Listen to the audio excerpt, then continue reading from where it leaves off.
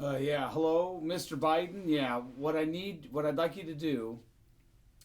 Yeah, what we need to do. Okay, get Hussein to sign an executive order, and what we're going to do is we're going to require people to purchase 2 toothbrushes a year, and we're also going to require them to purchase mouthwash and make 2 trips to a government-approved dentist. And of course, yeah, the government will define what a dentist is and who. Yeah, and if they don't do that, we'll tax them for it. Yeah. Well, we'll call it a penalty first, and then when it goes to the Supreme Court, they'll call it a tax. Yeah, so yeah, that's what we're gonna do. We're gonna tax them for not, and if we can, tax them for not buying broccoli too, and maybe we can even tax people for not buying cigarettes. Yeah, I think. Just a second, I gotta go. We're on. Yeah, we're on. Oh, okay. People who were the runt of the litter, and gentlemen. Ooh, that smell. Can't you smell that smell? Ooh, that smell. The smell of death around you. Folks, Old Fart Rants, aka No Reference Rants, is concerned about the taxpayers.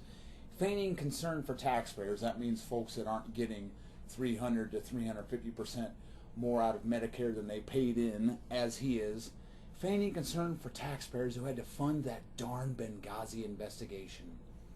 This video will not be about Benghazi, but as an aside, has Brownie read all the FOIA information uncovered by Judicial Watch concerning Benghazi? No, he has not, and if he did read some of it, he would stop after 2 pages and upload a 7-minute response, 3 minutes of it being used on the race card, misogynist card, etc. If Brownie is so concerned about the taxpayer, then I have several examples for him. 78 examples to be exact. Why am I giving so many examples? To prove that No Reference Rants is a runt who does nothing but copy and repackage rants coming from the estrogen-deprived Rachel Maddow and Think Progress.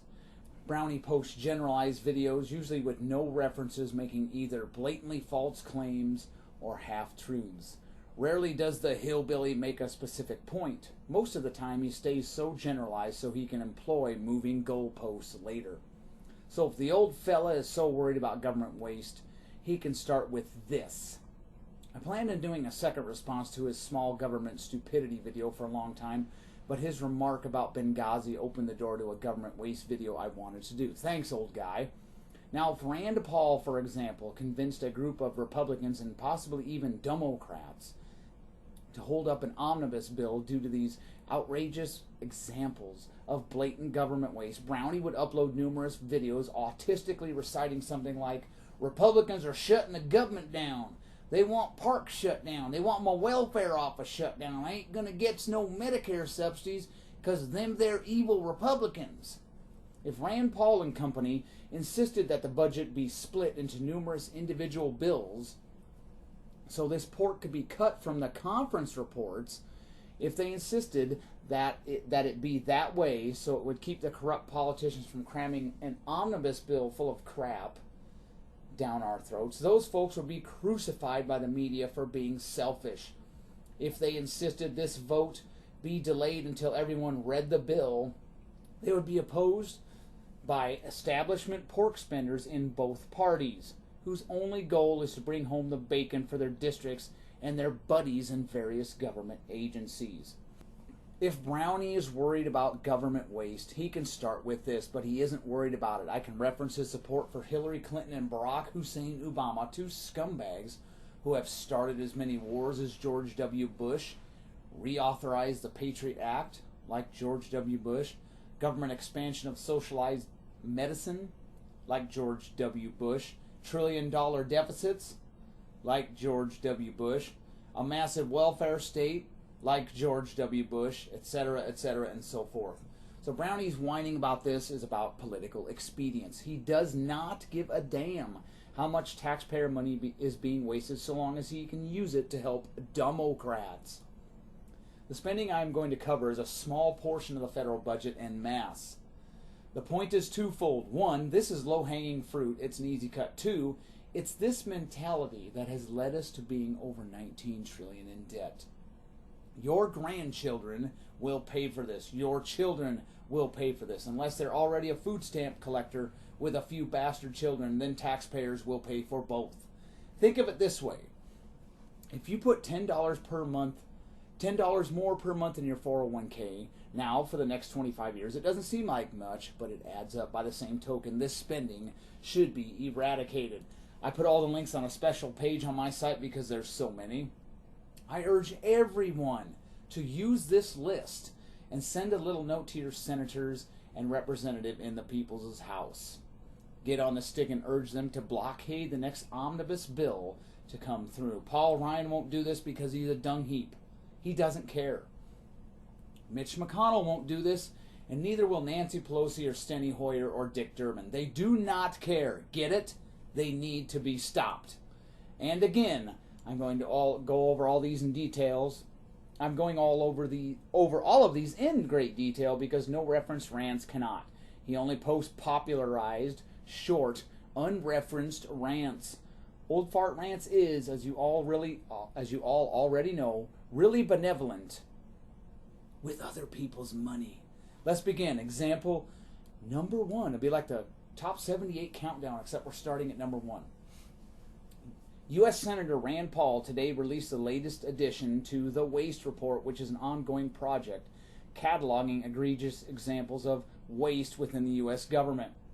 The latest edition reveals the U.S. Agency for International Development, hereafter USAID, expenditure of approximately $400,000 in grants to reduce and streamline the regulatory burdens for businesses in Armenia. Really? However, at the same time, other agencies of the government are increasing the pace of expanding regulations at home and spending tens of billions of dollars to enforce them every year. Foreign aid is largely an unconstitutional pork fest. All of it should be ended. This example is even more outrageous than, say, providing clean water for a dictatorial cesspool. Shouldn't Armenia's government be working to reduce red tape so the private sector can spark economic growth? They should, but we paid to help them do it. What the heck?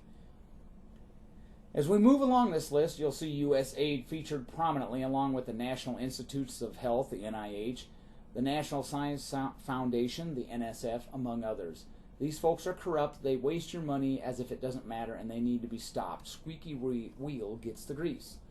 Example number 2 is something Brownie appreciates because he wears a dime store wig on his head. The National Institutes of Health spent $15,000 on a grant to put on the 9th World Congress for the 9th World Congress for Hair Research, which is being held in Miami, Florida this week. This was some time ago, though. Hair research is not uncommon for the NIH and the National Science Foundation to fund, but usually that research falls in one of 2 more meritorious categories: the study for hair for forensic identification purposes, or the study of inner ear hair and how it contributes to hearing loss.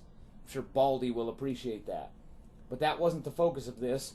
It was combating baldness with your tax dollars. Unnecessary BS. Are you keeping track? $15,000. That's more than McCain is through X made the last 2 years. Number 3. The NIH awarded $134,730 in taxpayer funding to the University of California, San Francisco to understand the risk of obesity in food-insecure children. They have no food, but somehow they're fat. Most progressives will remark, the junk food's cheap, but much of one's physical stature is related to genetics as well as exercise. If you sit on your fat duff playing World of Warcraft, or sit on your duff in front of the computer all day on YouTube smoking cigarettes, no wonder your health is failing. There are plenty of cheap, healthy, and healthy can be relative when one considers how government dietary guidelines have been revised over the past few decades. There are plenty of cheap, healthy food options available. Maybe the parents need to do their job and quit feeding their kids garbage. Good grief, do they need someone to dress them in the morning as well? I'm sure there's a few of them. I wouldn't be surprised. Number 4, $43 million for a compressed natural gas station in Trashcanistan, when there was a similar one built with your tax dollars in Pakistan for $42.5 million less. The Department of Defense is playing dumb with the Special Inspector General for Afghanistan Reconstruction, claiming they no longer possess the expertise, intelligence, or moral character to answer questions on this subject. And why did they waste $43 million? They don't care. This project, like thousands upon thousands of projects inserted on page 1109 of a 1,500-page bill nobody read, was rammed through because the chairman of a certain committee in the House or Senate said it was needed. But if Rand Paul or someone else held it up because he was concerned about waste, old Brownie would upload 10 videos on a government shutdown. Number 5. $70 million to educate kids in Pakistan. How about Cuba? Let's spend millions of dollars to educate kids in Cuba. After that, we can educate kids in China, the Sudan, maybe Somalia too. There are dozens of dictatorial, oppressive regimes we can send our tax dollars to, and we do. Meanwhile, there are children in the District of Columbia who couldn't read Dick and Jane, but they can recite rap lyrics.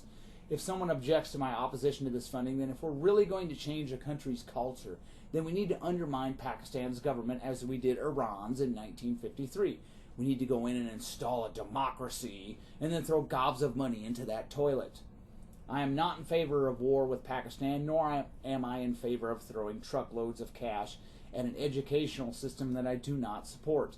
I care more about the taxpayer, and that is genuine, not fake, like no reference rants. This foreign aid scheme is part of a larger issue, U.S. meddling abroad, and it will lead to more interventions abroad. Grab your wallet, folks. Number 6. The State Department is planning to award $496,000 in taxpayer funds to help female weavers in the Southeast Asian nation of Timor-Leste. Do I even need to add anything to that? Charles freaking Darwin, how insane is this? We should save that money and spend $10 buying Old Fart Rants a new wig that doesn't look like it had rats nesting in it. That would be a better use of taxpayer funds. Number 7. The EPA has announced the recipients of nearly $1.2 million in grants to nonprofit and tribal organizations to address environmental justice issues nationwide. I've also included links to EPA material elucidating this nonprofit slush fund. Obama's EPA doles out taxpayer cash to eco-kook nonprofit groups.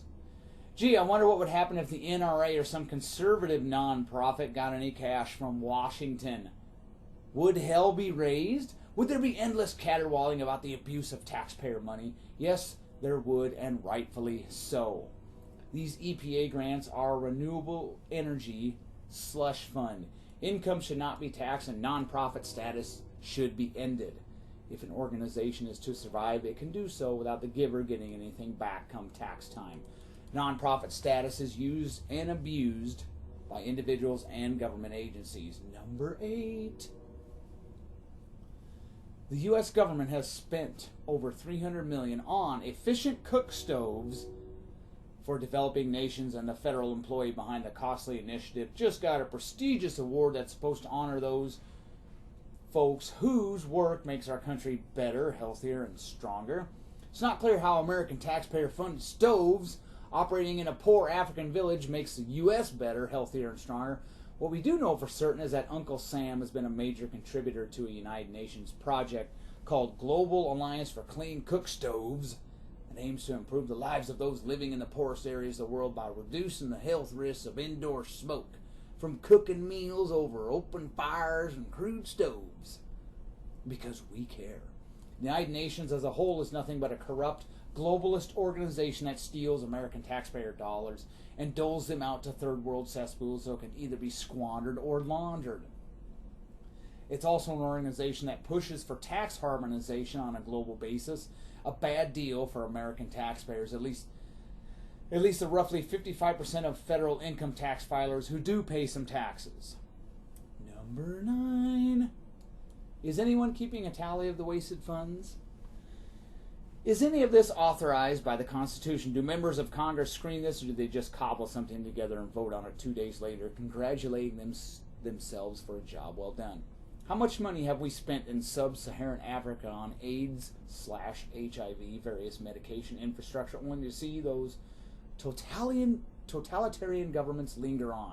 Like a good lapdog, the U.S. is dedicating $36.5 million to help Africa train doctors because the famously corrupt United Nations determined that the continent has a terrible shortage of medical personnel and faculty.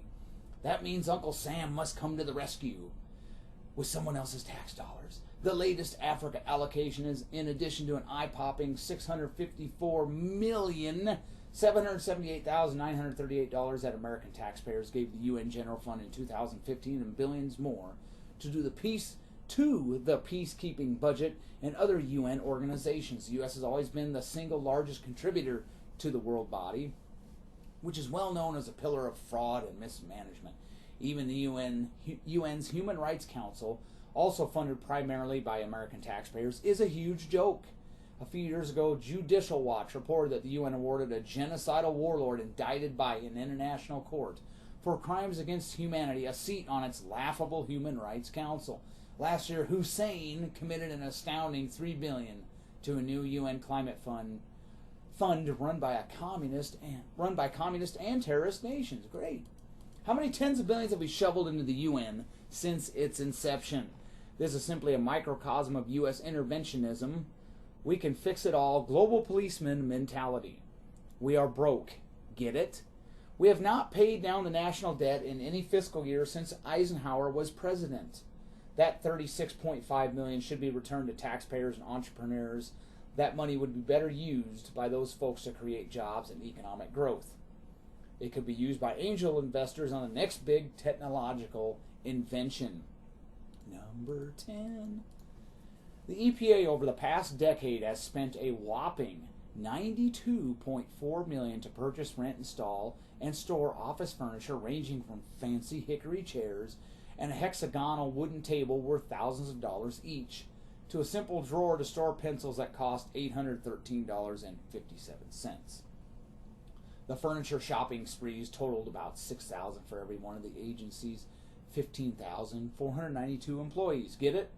The furniture shopping sprees equaled about 6,000 taxpayer dollars for every one of the agency's 15,492 employees, according to federal spending data made public by the government watchdog OpenTheBooks.com.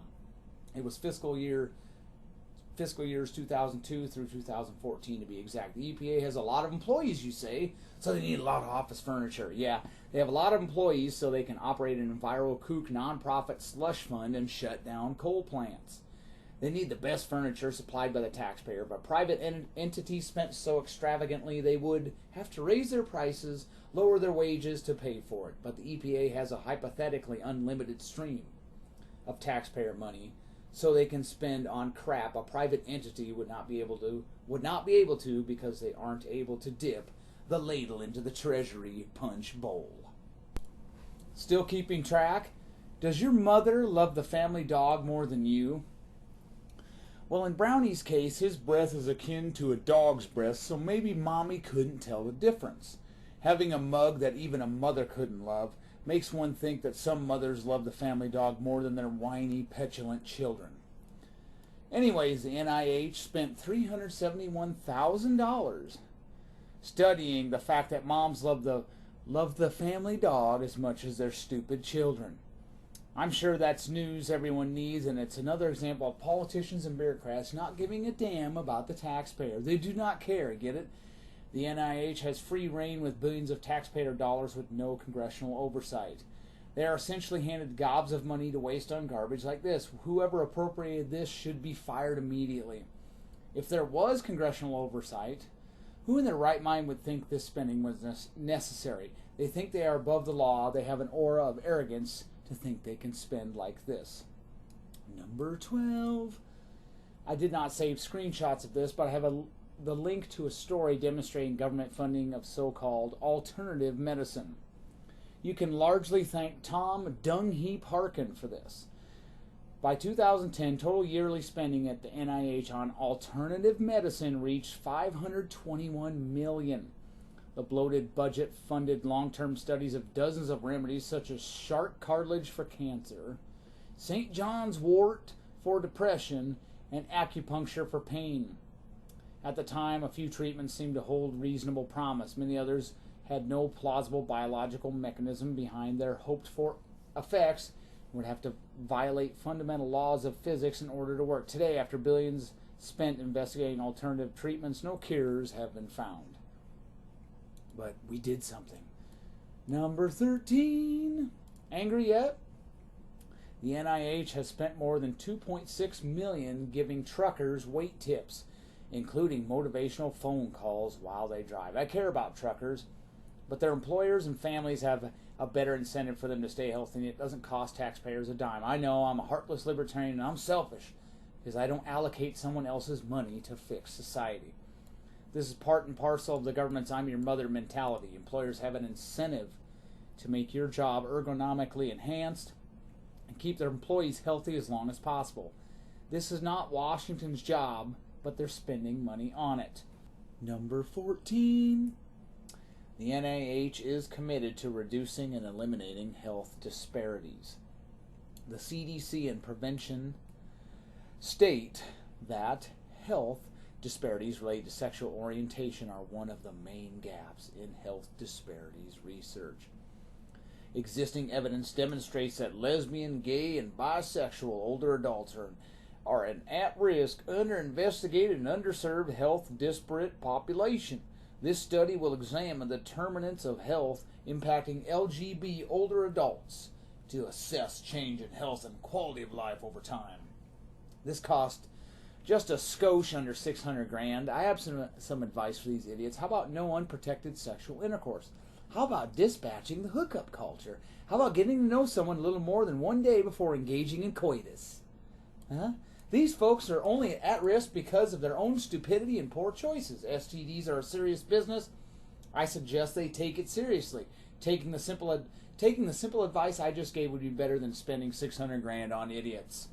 Number 15. The NIH spent, surprise, over $357,000 on a smartphone app to help cannabis users get exercise. I don't care what people smoke. I don't care who's bedding down with whom. None of my business, but my tax dollars are my business, and the NIH is wasting money when it develops an app to help people who smoke dope get exercise. So if these folks abuse themselves with drugs and cheeseburgers, even after this app, I still get to pay for their health care? It's not my problem, and end the war on drugs already. Number 16. You mad yet, folks? U.S. aid again, spending $250,000 spreading the love via baseball to the Dominican Republic. Baseball players are admired there, and maybe 1/1000th of the population has a shot to play even minor league baseball. Much like the aid to Pakistan, we're assisting an economically backwater country to educate its kids. This will go far, according to USAID. 40% of the females who drop out of school in 8th grade in the DR, did you get that? 40% of the females who drop out of school in 8th grade in the DR do so because they are pregnant. Maybe the parents need baseball too. No wonder these folks are poor. Can the government cure stupidity and irresponsibility with tax dollars? Has the out-of-wedlock birth rate among blacks in society en masse declined or gone up since 1965? Does poverty not exist after tens of trillions in welfare spending? I guess the question answers itself. Number 17. The NIH spent $226,000 on. The purpose of this study is to develop and pilot test a culturally relevant, theory-driven adaptation of the evidence-based intervention project START to improve post-incarceration healthcare engagement among transgender women. The adapted intervention will focus on improving linkage to and engagement in 4 healthcare domains: HIV, substance abuse, mental health, and transgender-related medical care, responsive to each participant's self-identified needs. Incarceration is a significant public health issue, you think? And disproportionately impacts trans women. And the cycle of incarceration interacts with high levels of substance abuse, and that's my fault, of course. Mental illness, and that's my fault. And HIV, and that's my fault, to produce an elevated burden of disease among trans women. Trans women who have been arrested, maybe if it's the war on drugs, then that's the government's fault, are more likely to report mental illness, which I suppose that's my fault, using substances, engaging in risky sex, that's just stupid. That's your own stupidity. I don't feel a bit sorry for you. And needing trans-sensitive services upon release. Maybe being transgendered is a health hazard itself. You can't fix stupid. But we're trying. And it's costing a lot. Number 18. Over $177,000 from the NIH to promote safe sex in South Africa, which has high HIV prevalence rates. Because it's our job to be their mother. If you're going to act like a dog, you had better use a condom. If you're going to practice the free love, free sex culture, use a condom and birth control, please. HIV is largely a heterosexual phenomenon in South Africa. In the U.S., it's a homosexual issue. I don't feel sorry for anyone who gets HIV through promiscuous sex. Act like a dog, pay the consequences, and that goes double for these oddballs here in America. I'd rather have my extra money allocated to my niece's college fund. Not some pervert who contracted HIV via promiscuous sex. My money would be better spent on my nieces than some loser who is destined to cost taxpayers a bundle and produce nothing. Let the South African government take care of its people. Or not. Let South African parents take care of their own children. Or not. Number 19. $20 million to help Guatemalan mothers. Yes, Guatemalan mothers ascertain hunger cues from their children. Why don't we spend $20 million giving out free tubal ligations in Compton and Los Angeles instead? Charles freaking Darwin! This is insane. Guatemala's children aren't our business unless you want to go in there, knock down the government, and install a puppet dictator who can be subjected to a coup 25 years later. We can throw all the money at Guatemala we want, until personal responsibility becomes paramount and an ineffective, corrupt government is removed. It will do no good. Good money after bad, hand over fist. Number 20.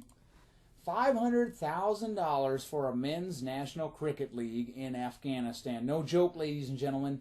Do you see now these politicians, the vast majority of them, do not care about your money. Items like this are getting through are more than enough proof. $500,000 for a men's national cricket league in Afghanistan. Good job. Number 21. Almost $157,000 telling homosexual Latino men that it's not a smart idea to hook up with someone you don't know and then have sexual intercourse with them because you could get HIV. In related news, water is wet and you cannot fix stupid. I know I'm a heartless libertarian. These people who oppose me are so benevolent with other people's money.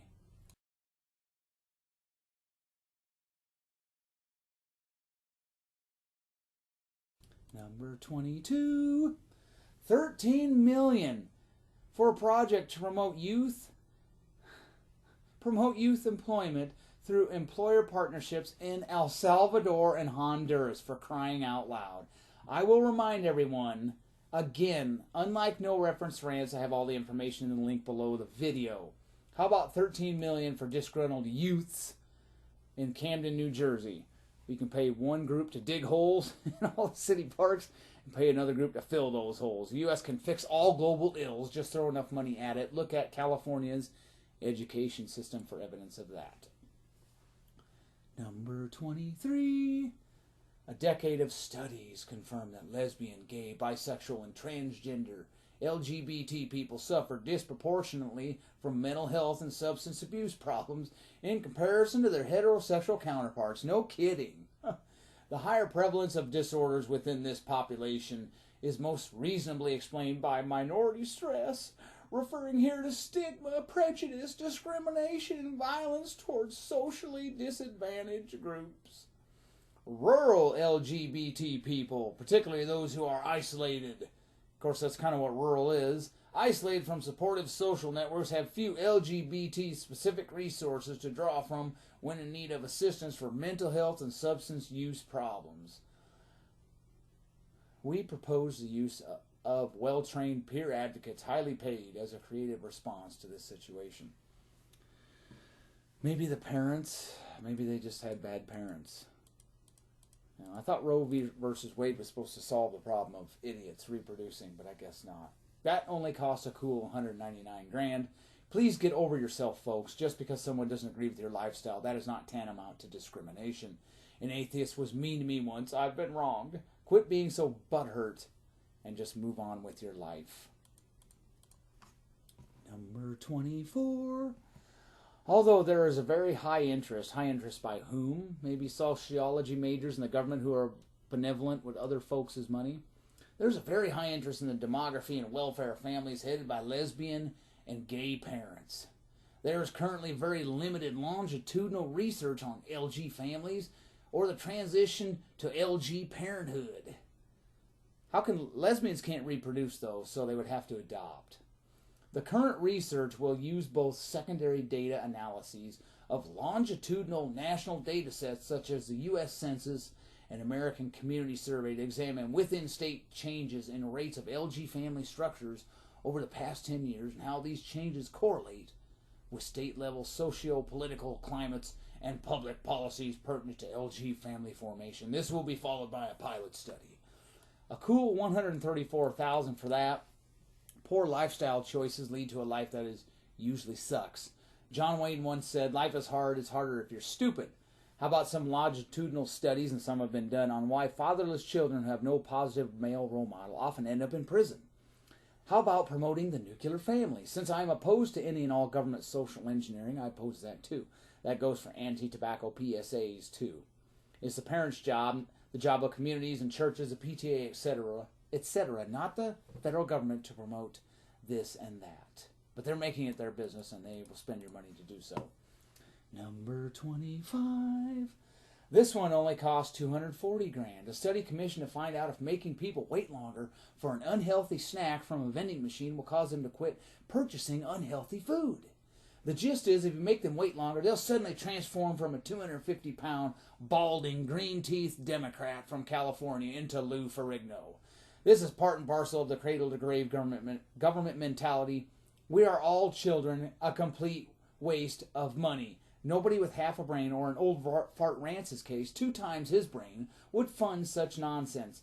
It's easier to get someone else to fund it. Again, benevolence with the money of others. Number 26. This only cost $18,500. This project investigates the quest of Turkish citizens to select offspring gender prior to in vitro fertilization using pre-implantation genetic diagnosis. Citizens travel to northern Cyprus for these procedures, which are illegal in Turkey. The proposed research will use a multi-sided ethnography to explore whether families are utilizing gender selection technology to achieve traditional son preference standards or more modern balanced families. As such, the research explores the extent to which moral pluralism is present, meaning the extent to which there are multiple values essentially involved that are equally fundamental yet conflict with one another. Who the heck cares? But those that do should fund this nonsense with their own money. Again, benevolence abounds when someone else's wallet is part of the equation. In northern Cyprus, no less. Ridiculous. Number 27. Anyone still keeping a tally? We spent $251,000 because someone sought to help transgendered women avoid HIV infection. Not transgendered weirdos in Michigan or Granada Hills, California, or Pennsylvania, but Peru.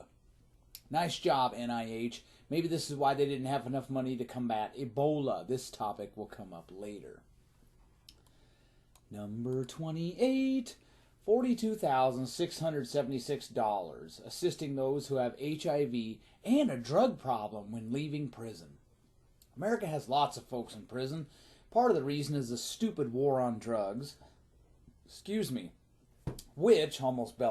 Which most of the time puts non-violent criminals in prison, as well as the deterioration of the nuclear family.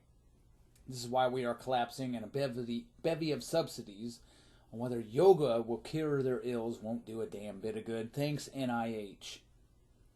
Number 29, 435 grand trying to help homosexuals quit smoking. This is not the government's job. This is a job of the parents or legal guardian, and I'd say there are a lot of folks who aren't performing their parental tasks. Unless you want kids to smoke, which is fine, as long as I don't have to deal with it. Because I'm not their parent. Unless you want your kids smoking, which isn't my business, and I can't save the world from the ills of smoking anyway, so I don't really care. But if you do care, open your wallet and throw it in the dumpster behind the National Institutes of Health. Number 30. Smartphone technologies have provided a new venue for sexual partnering among men who have sex with men. Indeed, there are a rapidly growing number of smartphone applications designed to facilitate sexual partnering among MSMs, men who have sex with men. The overall study goal is to understand how sexual risk behaviors among MSM may be facilitated by the nature of GPS-enabled smartphone applications, the way they are used, and the process by which sexual partnering occurs via smartphone applications. Don't forget to throw in some condoms while you're at it, NIH. 192 grand was flushed down the toilet with that one. Maybe that's why the NIH was pleading poverty when they ran out of funds to combat Ebola. Number 31. This project seeks to employ mobile health technologies to reduce the spread of HIV among gay, bisexual, and other men who have sex with men in the Central Eastern European country of Romania.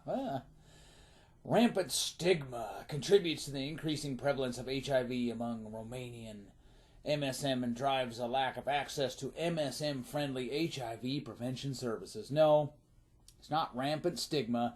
It's rampant lust, stupidity, no moral compass, and a shirking of one's own personal responsibility that leads to HIV prevalence among homosexuals. Quit looking for a scapegoat, NIH, and quit spending $211,000 looking for that scapegoat. Idiots. Number 32. Are you pissed off yet? More than 30 years into the AIDS epidemic, men who have sex with men continue to engage in unprotected anal intercourse in circumstances in which there's a risk of HIV transmission. MSM are the only CDC-defined risk group in the U.S. in which new HIV infections have been increasing steadily since the 1990s. Gee, I wonder why. The primary aim of our study is to determine if high-risk MSM and transgendered women who have access to an HIV home test and learn how to use it. If they can't use a condom, how are they going to use this? And learn how to use it with potential sexual partners engaged in less sexual risk behavior than MSM and TGW who do not use HT. Oh, gosh. This is ridiculous.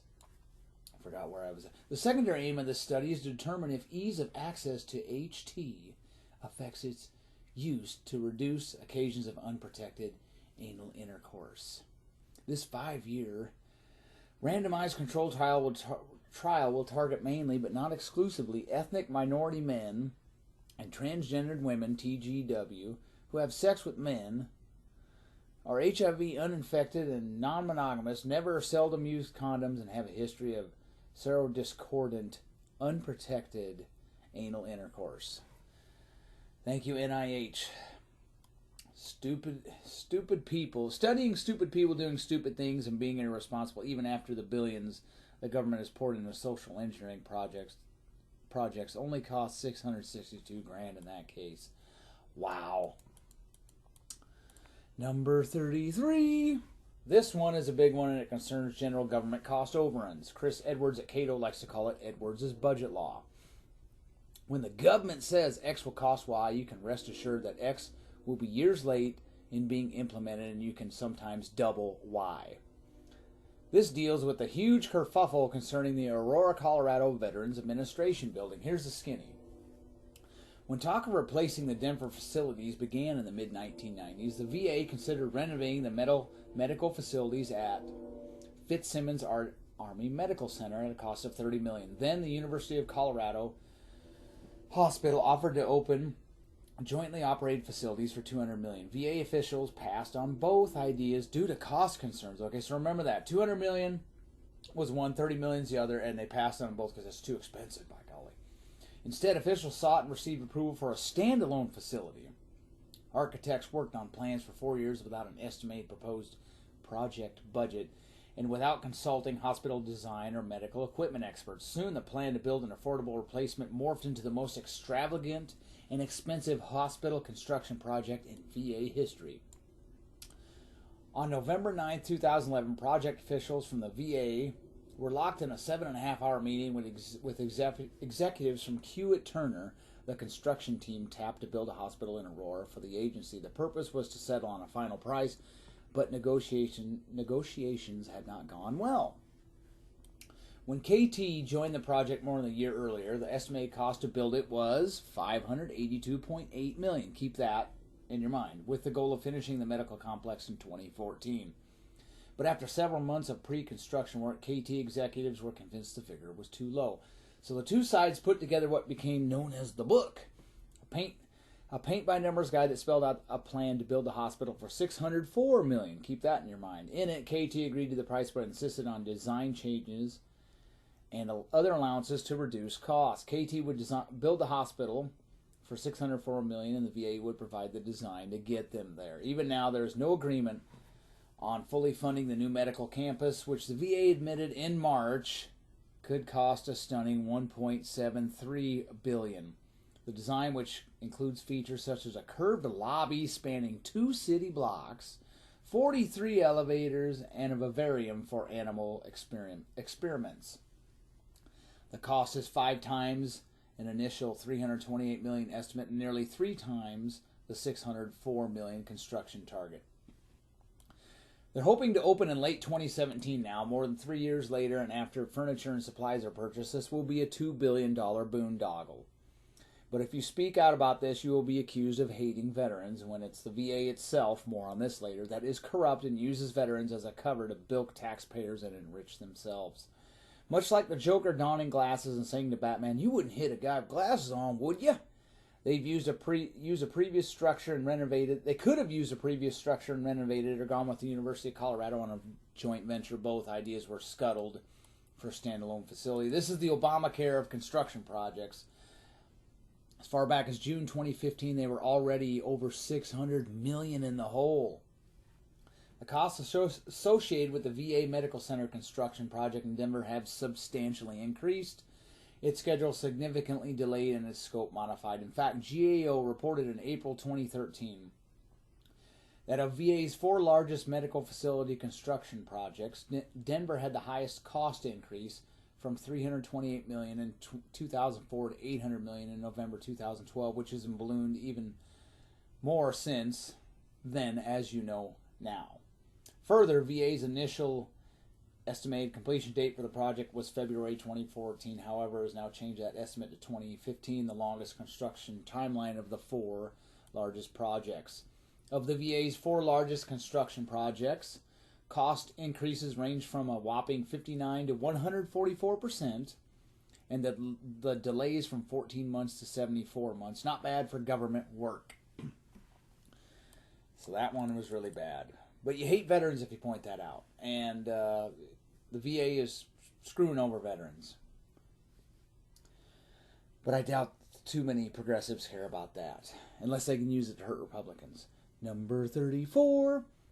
The USPS, which is ironically a constitutional part of government in Washington, was celebrating a net operating loss of $5.1 billion in fiscal year 2015.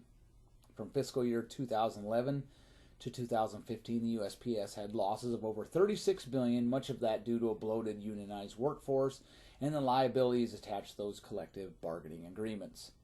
The so-called controllable income loss during that same time frame was a paltry $7.7 billion.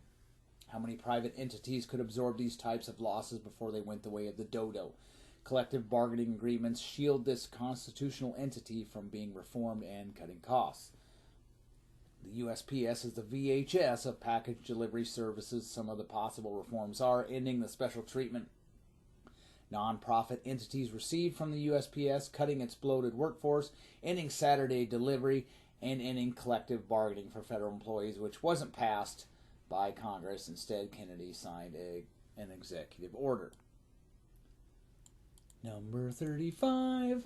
IT projects at the federal level have had very poor results. A DHS project to streamline the immigration process has spent $1 billion. It looks Looks as if the costs are going to triple to over $3 billion. So there's Edwards' budget law. There's 300% increase.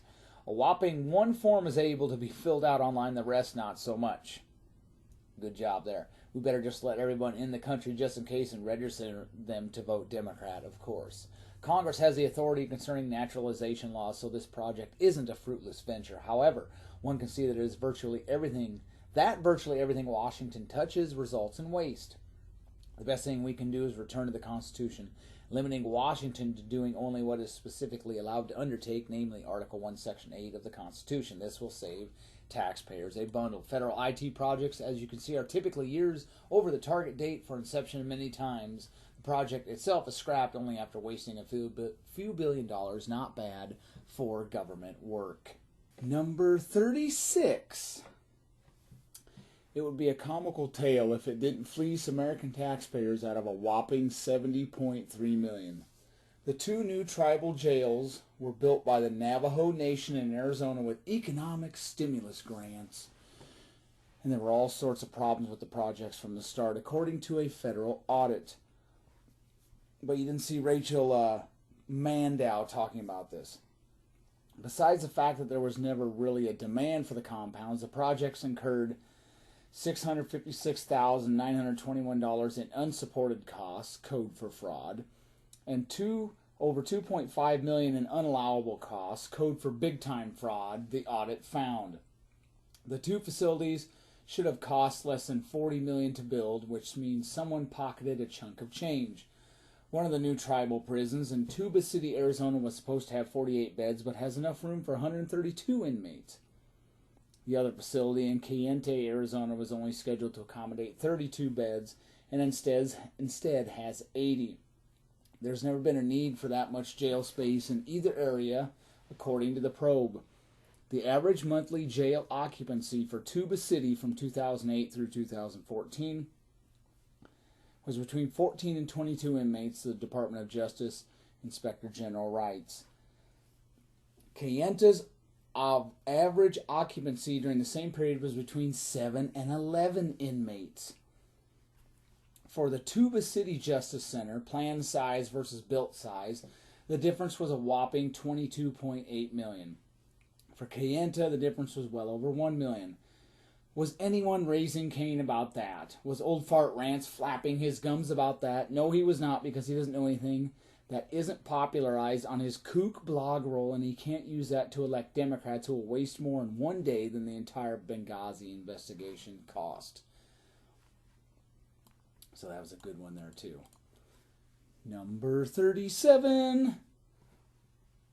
Obamacare healthcare exchange waste, which I'll touch on a few times. And the stories and reports I did read on this, it's a sure thing that some illegal aliens are going to get taxpayer-funded healthcare, and there will be plenty of fraud. Between March and December 2012, CMS personnel not authorized to modify the contract added 40 work items to the FFM contract without the knowledge of the contracting officer's representative and without the approval of the contracting officer. The additional work was not part of the original scope of work or authorized on subsequent modifications to the contract. CMS stated that these work items, which resulted in a $28 million cost overrun, were needed for the completion of the contract, but were not authorized or funded before the contractor was directed to perform the work. So, Obamacare exchanges are going to be full of fraud. You can rest assured of that. Number 38. In fiscal year 2014, the federal government had 1,074 unutilized warehouses. Not underutilized, but unutilized warehouses, which was higher than the fiscal year 2013 total. Many government warehouses simply store outdated technology and should be sold. But the reason this continues is Washington has its fingers in so many pies they can't possibly manage this mess. Time for some downsizing. Number 39. Public housing is another unconstitutional venture for Washington, finding no authority among Congress's enumerated powers. To top it off, it's become so gargantuan that the left hand doesn't know what the right hand is doing. Nationwide, there are approximately 1.1 million families receiving public housing assistance in public housing units managed by approximately 3,300. Do you get that? 3,300 public housing authorities. HUD's Public Housing Operating Fund provides operating subsidies to public housing authorities to assist in funding the operating and maintenance expenses of their public housing developments. Public housing authorities provided public housing assistance to as many as 25,226 families whose annual household income exceeded HUD's 2014 program eligibility income limits.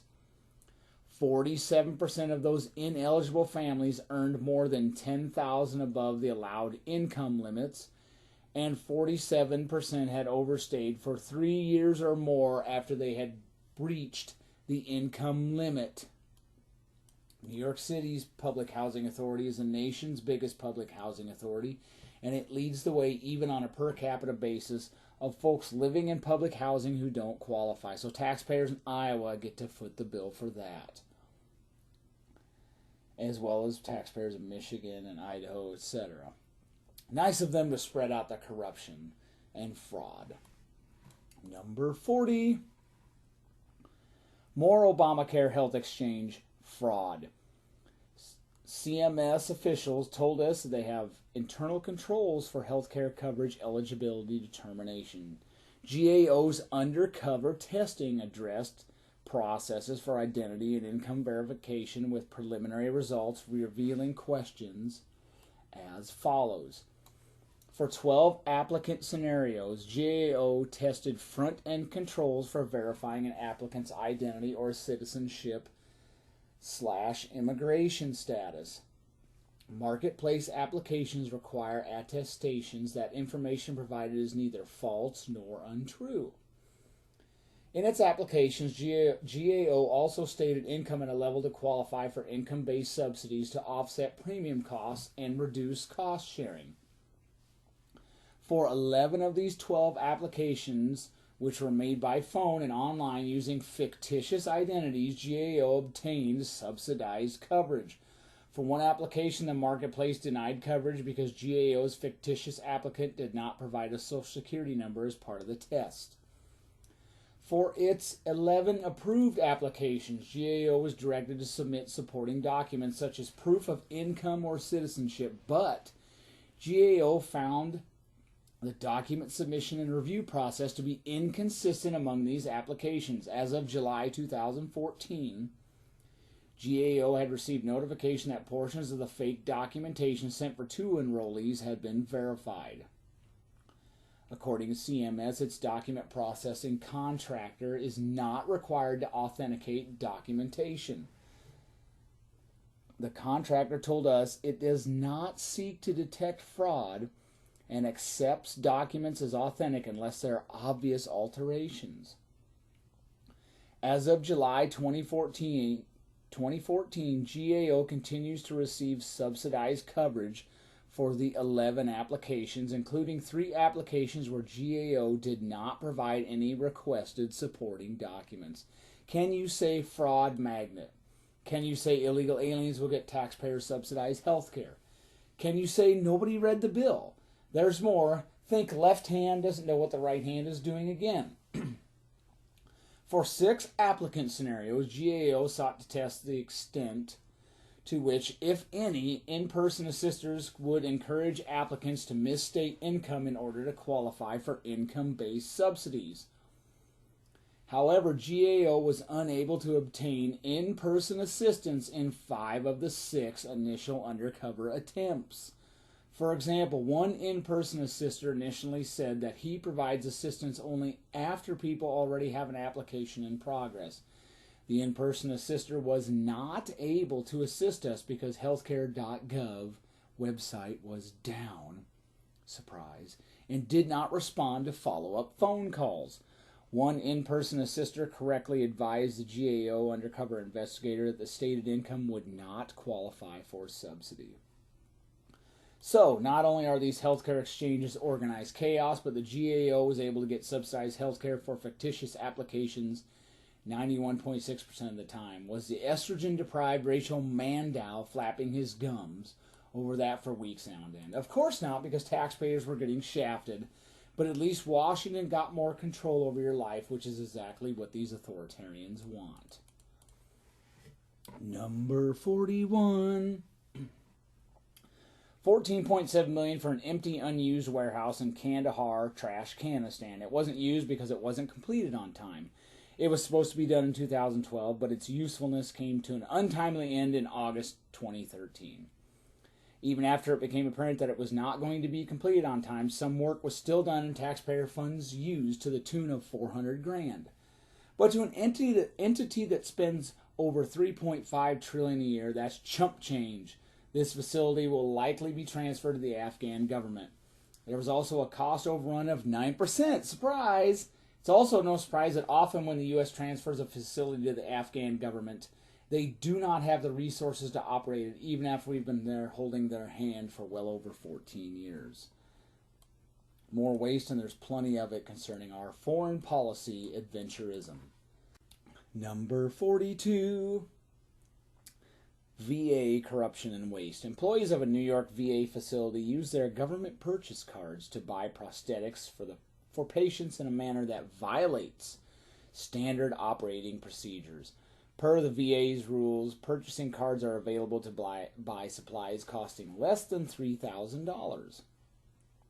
Items costing more require a contract and invoice. The facility purchased at least 2,000 prosthetics for $24,999, well above the $3,000 limit, and only $1 less than the card limit of $25 grand.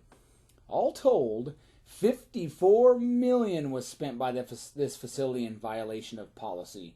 And of course, this policy was violated so they could engage in nefarious, unsavory behavior, and because it's free taxpayer money. Line them up, boys. The taxpayers are buying. The VA is a magnet for corruption and waste, as they use veterans as a political human shield. Number 43, USDA improper payments. The Department of Agriculture delivers approximately $144 billion in public services annually through more than 300 programs. Oh my gosh. Of these 300 programs, the department identified 20 programs as susceptible to significant improper payments in fiscal year 2014. USDA reported in 2014 that these 20 high-risk programs collectively made $6.9 billion in improper payments, which is a 5.53% improper payment rate. If a private entity has a 5.53% improper payment rate, they'll probably go out of business unless Hillary Clinton and Obama vote to bail them out with taxpayer funds. The USDA Department of Agriculture's biggest problem programs are the Food Stamps/SNAP program and the National School Lunch Program. They are 60% of USDA's improper payments to the tune of $4.2 billion. SNAP had an improper payment rate of 3.2% in fiscal year 2014, which isn't terrible. However, I'd like to add this. This won't happen. But what if the government did an audit of people on food stamps? Let's see how many of them consume soda, booze, cigarettes, have a cell phone, etc. If you're so poor you need food stamps, then obviously you can't afford, nor should you purchase booze, cigarettes, soda, or have a cell phone, right? Ever been at Walmart and observed a family paying for one cart of goods with the food stamps, and then another family member has a cart of crap that cannot be purchased with food stamps? Think about it. The reason the government had to reform this program from its inception in the 1960s is because it was chock full of fraud. In fiscal year 2014, the National School Lunch Program had an improper payment rate of 15.25%, which is staggering. NSLP's improper payments were $1.7 billion in fiscal year 2014, but who's counting that among a gauntlet of federal spending that virtually touches anything and everything in your life? If you point that out, though, you hate kids. So just shut up and let the money flow. It's for the kids, you know. If Obama, Hillary, and even George W. Bush had their way, most kids would be eating 3 squares a day at their local brainwasher clinic and a lot of parents sadly would allow their children to spend most of their time in a public school. It's easy to deceive the sheep. When the GAO randomly selected 25 applications for the NSLP, most of them did not qualify for free or reduced meals. How can Washington manage a program with so many subjects? They cannot, but they will continue to do so until someone brings them to heel. As my father often says, I'm waiting for the day the government comes into the birthing room saying, as they whisk the child away, we'll take it from here. Number 44. Washington subsidizes heavier than air flight and magnificently fails. I found a conflict reading on this subject as the Being Classically Liberal blog says the government gave Samuel Langley a $50,000 grant. Another page pegged it at $70,000, which is the correct total. $70,000 was a monstrous amount of money back in 1898. Making a long story short, Langley was beaten to the punch by the Wright brothers, who didn't need taxpayer-funded objects of benevolence from Washington. Washington tries to spend to make heavier than air flight of reality, and it didn't work. We've seen this story before, have we not? Subsidizing clean energy, which has been a boon, so long as you're not paying for it. Number 45. Amtrak, otherwise known as the giant vacuum that sucks up taxpayer wallets. Amtrak should close all routes that are not in the Northeast Corridor because they do not make any money. Thousands upon thousands of folks are not itching to travel to Jerkwater, Montana every week. No offense to my friends in Montana.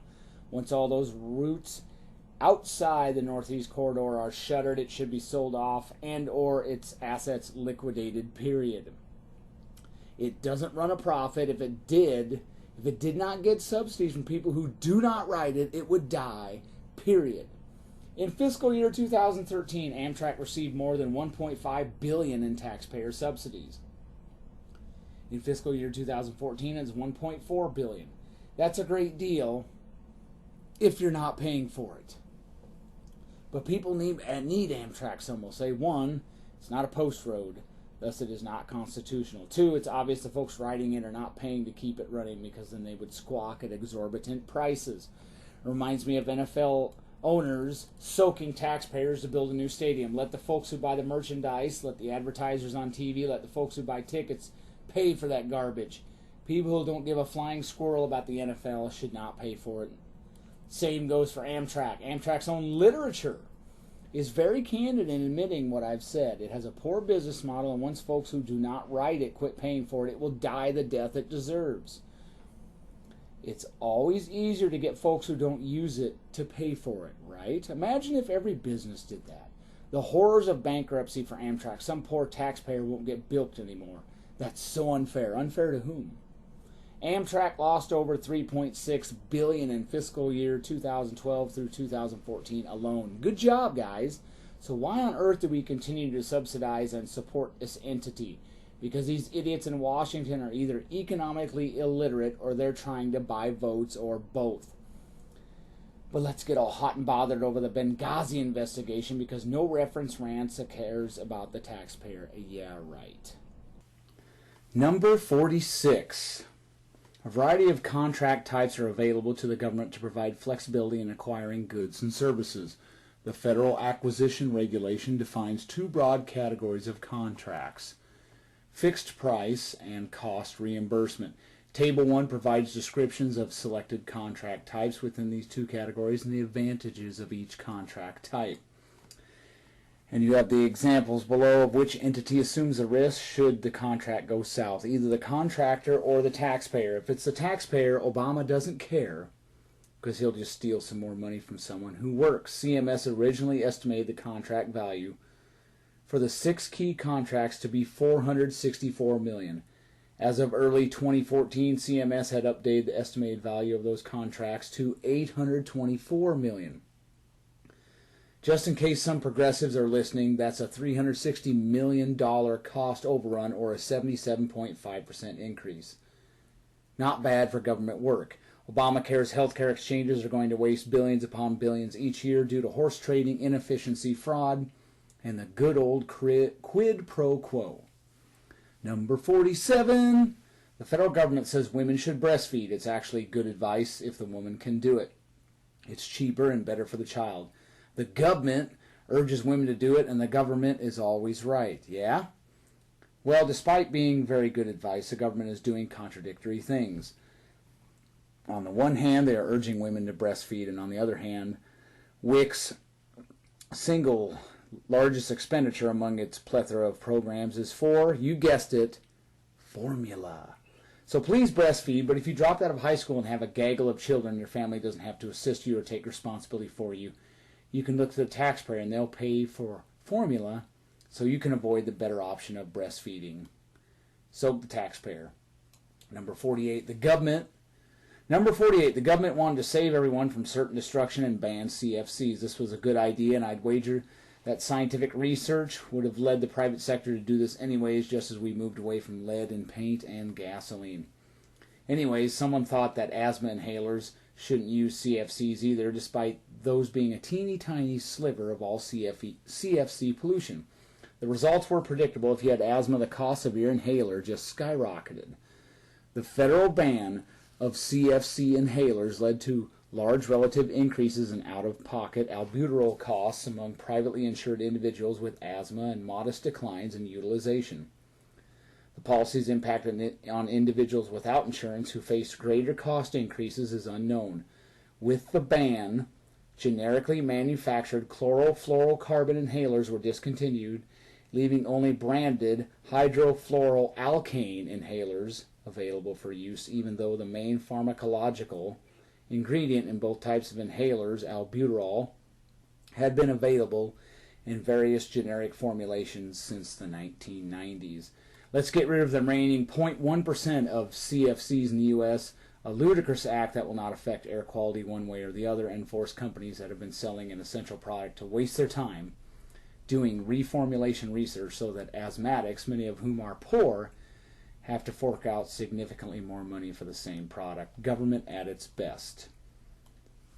This type of stupidity reminds me of the new EPA regulations regarding ozone. Despite ambient ozone levels in the 90th percentile declining massively over the past few decades, yet asthma still remains a problem, severing the link between the two. Eco-kooks at the EPA want to crank down those ozone standards to strangle industry. Number 49, more NIH waste that Bruce Jenner would probably approve of. The goal of this application is to develop a longitudinal cohort study of the short and long-term health outcomes among individuals who underwent hormonal and or surgical gender reassignment interventions. Members of the transgender community and healthcare providers caring for transgender individuals express concerns about mental and physical health problems in this population. However, longitudinal studies of transgender populations in the U.S. have not been conducted. This project includes two distinct phases. The first phase is an electronic medical record-based study evaluating a cohort of 5,462 transgender individuals whose care is covered by the VA or by Kaiser. We will compare incidence, prevalence, and mortality estimates in the full cohort and in the female-to-male and male-to-female subcohorts to the corresponding measures in the age and health plan match samples of male and female enrollees. That only cost $189,000. Money well spent. How much money is the NIH wasting on studies of folks with several mental problems? Have they figured out that personal family issues are the reason these folks are so messed up? Type 2 diabetes and sexual orientation disparities in women. Type 2 diabetes is a critical public health problem affecting the U.S. because it causes enormous morbidity, disability, premature mortality, and financial and social costs to society. Lesbian and bisexual women may be at elevated risk for developing type 2 diabetes because they are more likely than heterosexual women to experience obesity, and whose fault is that, and other risk factors linked with type 2 diabetes such as cigarette smoking, which is my fault, violence victimization, and depressive distress. So basically, we're studying why lesbians are fat. Money well spent. It only cost $524,000. Maybe that's why the NIH didn't have any money for Ebola. Number 51, mounting evidence demonstrates that weight influences intimate, i.e. dating and sexual relationship formation and sexual negotiations among adolescent girls. Obese girls consistently report having fewer dating and sexual experiences, but more sexual risk behaviors, i.e. condom non-use. And whose fault is that? Stupid people, once they are sexually active. The conceptual framework that has guided this research presumes that differences in the social skills for relating to peers and intimate partners, along with differences in the relationship experiences of obese and non-obese girls, account for these differences. However, no studies have actually examined whether the interpersonal skills and intimate relationships of obese and non-obese girls differ. Basically, we spent $842,000 studying why fat girls have a hard time getting a date. Should we also spend a bunch of money studying why people who don't bathe have a difficult time getting a date? Jeez. Number 52. Children receive cultural messages about appropriate eating, exercise, and attitudes from a variety of influences, likely including family, but probably not enough, or maybe too much, depending on how stupid the family is. Likely including family, friends, schools, religious institutions, and electronic culture, television, movies, and video games. One important source of culture in the world for children is children's movies. Children have access to many movies and the ability to view them over and over again, and whose fault is that? Contributing to significant daily exposure, more for children from minority backgrounds. You know, reading through the NIH literature, you'd think homosexuals and minorities are just completely helpless. These movies provide cues to normative behavior and experiences widely shared among similar-aged children nationally and even worldwide. Prior research has established the prevalence and influence of negative health messages in movies. And whose fault is it the kids are watching these movies? Especially smoking, sexual behavior, and alcohol use. Our team's preliminary work has examined movies and found top-grossing G and PG-rated movies depict unhealthy eating and sedentary activity as the norm, while simultaneously mocking overweight characters. Again, the parents, that only cost $212,549 to find out that if you set your kids in front of the television and let it be the babysitter, good things will not happen. Don't forget the NIH didn't have enough money for Ebola. Number 53, alcohol abuse and dependence and the constellation of problems associated with these disorders, including intimate partner violence, are a serious health concern for sexual minority women. Surprise! Their partners, their families, and society as a whole. Despite documentation of important health disparities, a significant gap still exists regarding why sexual minority women are more likely to experience alcohol use disorders and intimate partner violence, or IPV. This application tests a model of alcohol misuse and IPV among lesbians that was developed by integrating existing lines of research in the areas of clinical, social, and health psychology, grounded in the minority stress model, mediation framework of sexual minority stigma. This model includes sexual minority stressors, stigma-related processes, coping and emotional regulation, psychological and relationship distress, and drinking coping motives as potential predictors of alcohol misuse and IPV in lesbians. This is what happens when idiots procreate. This only cost $446,000. Number 54.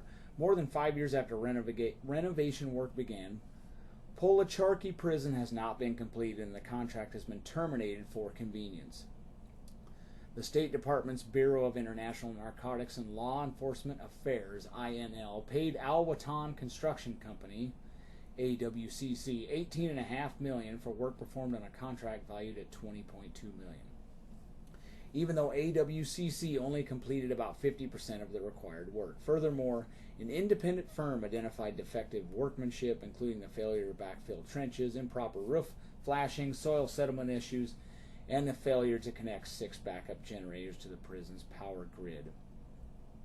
Special Inspector General for Afghanistan Reconstruction found that not all of AWCC's work was completed according to contract requirements. Most notably, AWCC substituted wood for metal roof trusses without authorization and covered 30-year-old wood trusses with new roofing material rather than replacing them As required under the contract, AWCC's work was overseen by a contracting officer's representative, a state employee, who was later convicted in the United States of improperly accepting gratuities from an INL contractor. $18.5 million, flushed straight down the toilet for nation building in a third world dunghole. We really should have listened to Ron Paul on Afghanistan. Number 55, $20 million to improve reading activity in the Dominican Republic. Well, isn't that special? You see how U.S. aid basically has carte blanche when it comes to doling out funds. Congress hands them a bag of money and they use it basically as they see fit, despite being an unelected bureaucracy. I know Congress can't handle its current duties, so making them do their job and have complete oversight of these funds would cause lots of wailing and gnashing of teeth, but it's their job. However, since foreign aid is largely unconstitutional, unless it involves a declaration of war by Congress to defeat a certain enemy, as you can see, and foreign aid is largely unconstitutional, and as you can see, is largely a non-profit slush fund. It should be ended. Squeaky wheel gets the grease. That's $20 million of your funds gone. Number 56. In fiscal year 2014, the U.S. Department of Labor's Bureau of International Labor Affairs will award up to $1.389 million for one cooperative agreement to fund a technical assistance project in Mexico. This FOA requests proposals for a project to assist the government of Mexico in combating discrimination in employment and occupation.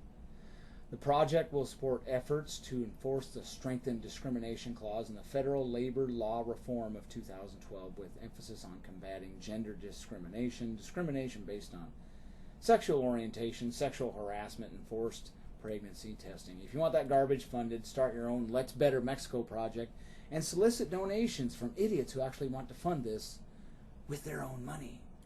Number 57.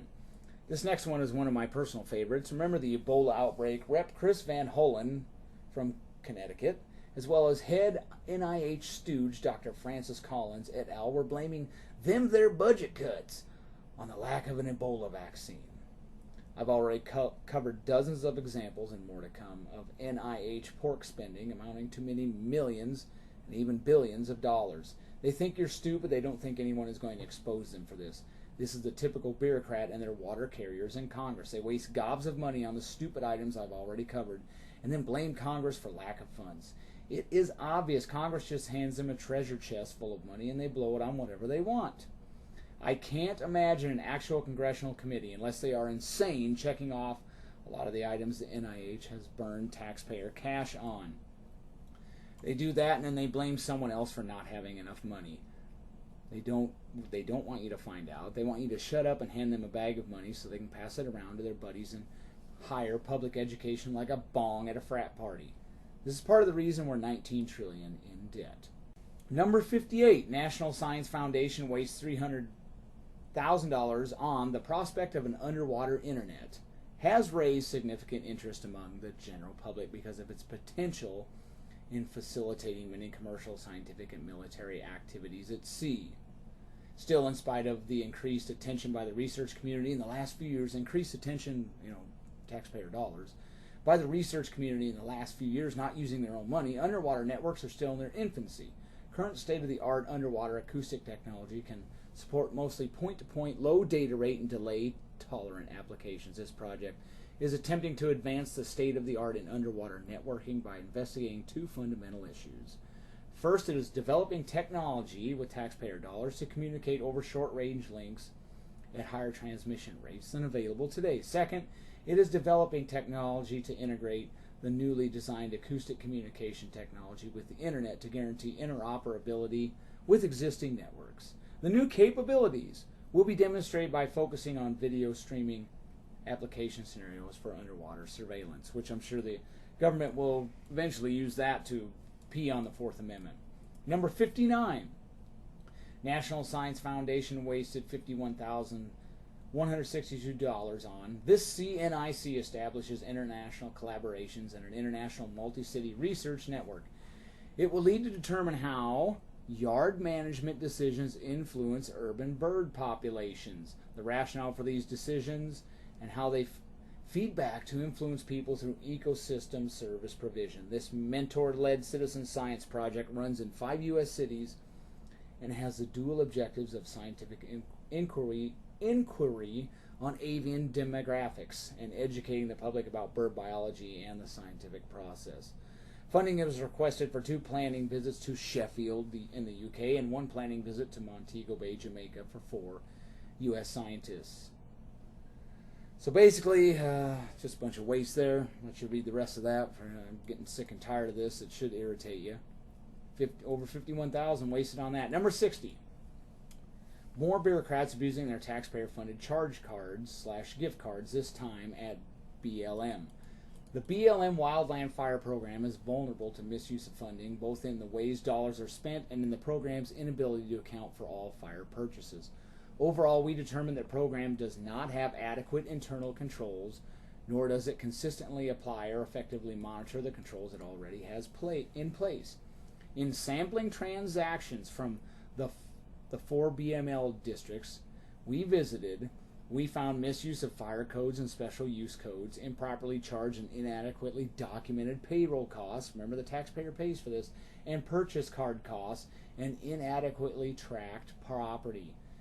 These internal control problems contribute to an environment in which improper use of funds and mismanagement of resources are overlooked, even though they are within BLM's control and could contribute to more effective use of fire suppression dollars. Inconsistent administrative oversight of taxpayer-funded purchase cards resulted in the incomplete or inaccurate documentation of purchases. At the 4 districts we visited, we found incomplete purchase card transaction documentation, including files that were missing resource orders, receipts, and authorizing signatures.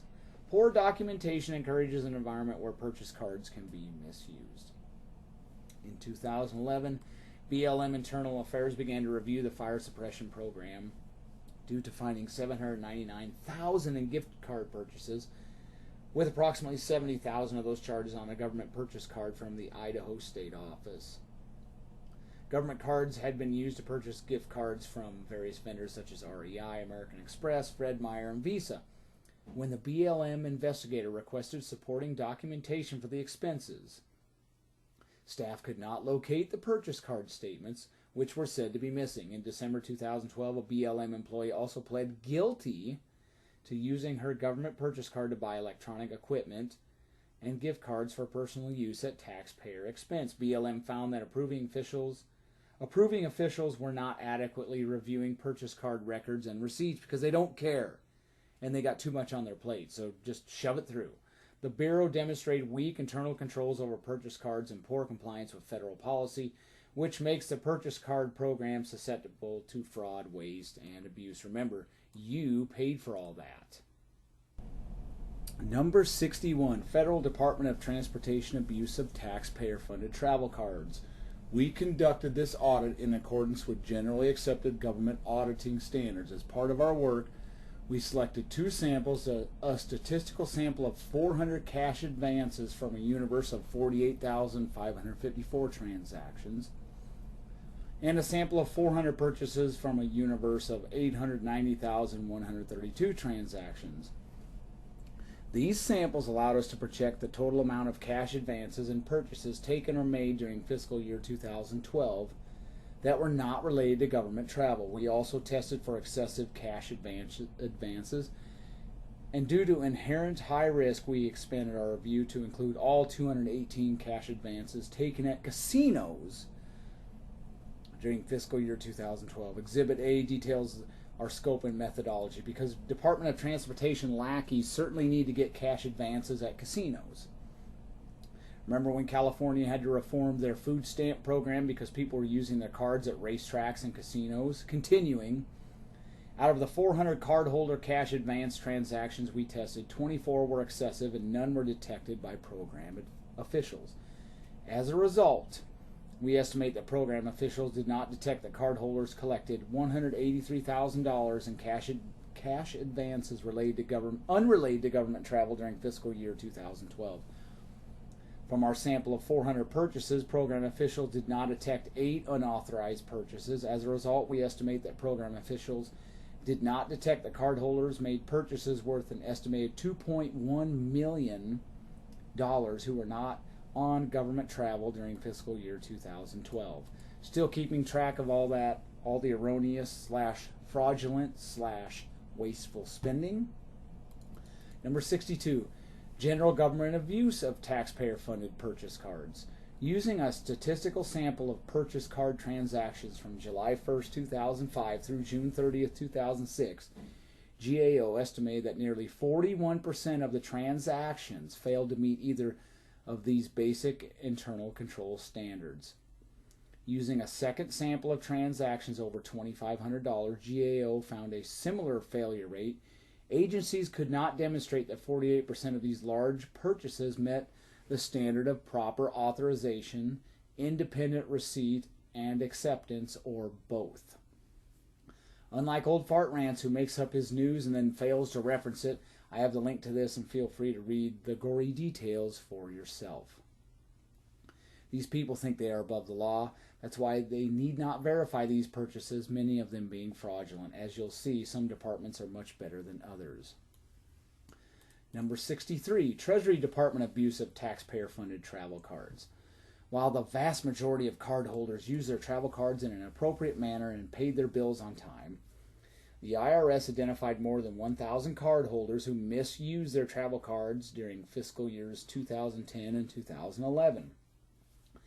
The disciplinary actions taken by IRS management in response to the confirmed misuse were less severe than those suggested in the IRS penalty guidelines. In approximately half of the 30 cases, the Inspector General for Treasury reviewed. Further, hundreds of cardholders with evidence of significant financial problems, including non-sufficient funds checks or suspended and charged off accounts, were not referred for reevaluation of national security clearances and background checks. The majority of those cardholders remain employed by the IRS as of September 2012. Number 64. NIH wasted $288,500 on studying the effects of sex-selective abortions in India. We're very concerned that India has a dearth of females, and we better waste some taxpayer money on it instead of Ebola vaccines. Number 65. Customs and Border Patrol soaks the taxpayers for employee housing in Arizona. CBP did not effectively plan and manage employee housing in Ajo, Arizona, and made decisions that resulted in additional costs to the federal government. Specifically, CBP paid a premium price for the land, built 21 2- and 3-bedroom family-style houses rather than the recommended 1-bedroom apartment-style housing, and included non-essential items in the houses as well as amenities without adequate justification.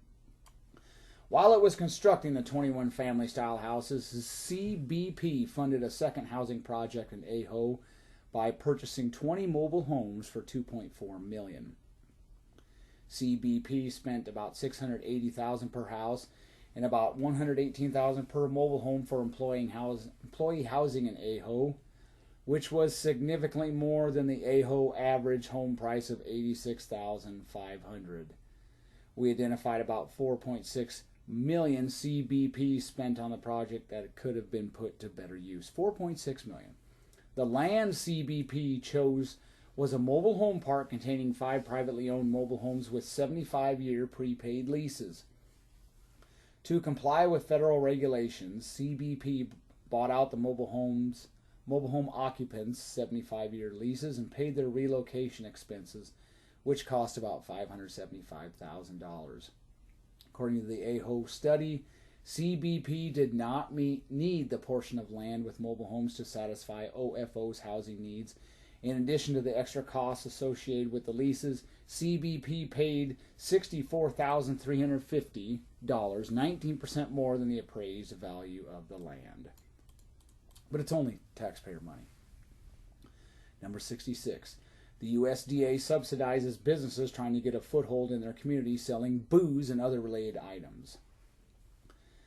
The USDA has released its list of value-added producer grants for 2014, and over $3.5 million went to businesses involved with alcohol.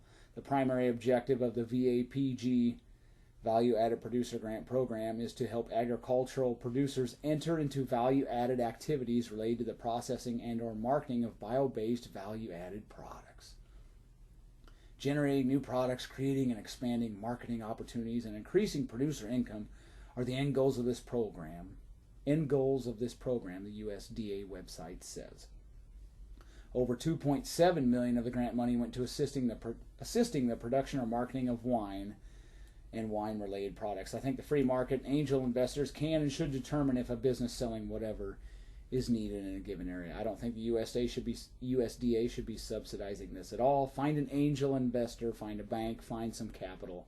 However, since the Federal Reserve is keeping interest rates on the floor, savers are being punished in favor of consume now. It's good for the economy. Stupid waste. Ridiculous. It should piss you off because it pisses me off. Number 67. NIH dedicates $25 million to Africa for genomic research. African scientists will conduct genomic research on kidney disease, diabetes, heart disease, obesity, tuberculosis, and African sleeping sickness through inaugural grants of the Human Heredity and Health in Africa Consortium. We can save the world. All we have to do is go bankrupt. And don't you know we have plenty of money because we've balanced the budget exactly 0 times since Eisenhower left the Oval Office. Number 68. Washington wastes a lot of money promoting money. In a grisly example of government waste, the United States Treasury paid an upscale public relations firm more than $100 million to actually promote money. Documents, including contracts associated with the outrageous deal, have conveniently disappeared. This much we know for sure. The Treasury Department's Bureau of Engraving and Printing, BEP, doled out $112.7 million to educate the public about the redesign of the $100, $50, $20, $10, and $5 notes. It was part of a public education and awareness program intended to promote a seamless introduction of new currency into global commerce. At least that's how the costly campaign is described in a federal audit released this week by the Treasury Inspector General, which found that the deal was grossly mismanaged. BEP did not properly administer the 2006 Burson-Marsteller contract. Contract administration weaknesses included 1. Missing contract documentation. 2. Inadequate subcontractor oversight. 3. No evidence of price negotiations for certain task orders. 4. Non-compliance with federal acquisition regulation in soliciting, awarding, and administering the task order for materials fulfillment. 5. A lax process for approving payments. And 6. Improper contracting officer's representative contact with the contractor when developing government cost estimates. We attribute these deficiencies to BEP's failure to 1. Correct contracting problems identified by prior reviews, and 2. Implement necessary contracting policies and procedures. Also impacting contract administration was BEP's inability to maintain adequate acquisition staffing levels, as well as turnover in key acquisition personnel. In terms of turnovers, 5 different contracting officers were assigned to the 2006 Burson-Marsteller contract during its 5-year life. While there was some continuity provided by the fact that the same individual served as the COR during that time, we noted problems with the way the COR responsibilities were carried out. Imagine that, missing documentation, no price negotiations, improper awarding of contracts, but don't worry about it, the taxpayers will pay for it. You see, these people don't care. Number 69. Advanced Technology Vehicles Manufacturing Program Waste. The GAO's annual duplication report is out. This year, the report highlights 30 ways that the federal government can save money. One way is to terminate the ATVM, the Advanced Technology Vehicles Manufacturing Program, which provides government-subsidized loans to companies that make fuel-efficient cars. The program has been a failure, and it has cost taxpayers millions of dollars. Established by the Energy Independence and Security Act of 2007, signed by George W. Bush, the ATVM was authorized to provide a total of $25 billion in loans for projects that support the production of fuel-efficient, advanced technology vehicles and components in the United States. Companies that participated in the program could borrow funds directly from the government with very little out-of-pocket expenses. Participants only had to pay some upfront borrowing costs. But Congress made the program even more lucrative in 2009 by providing $7.5 billion to help help offset those borrowing costs. Bunch of free stuff.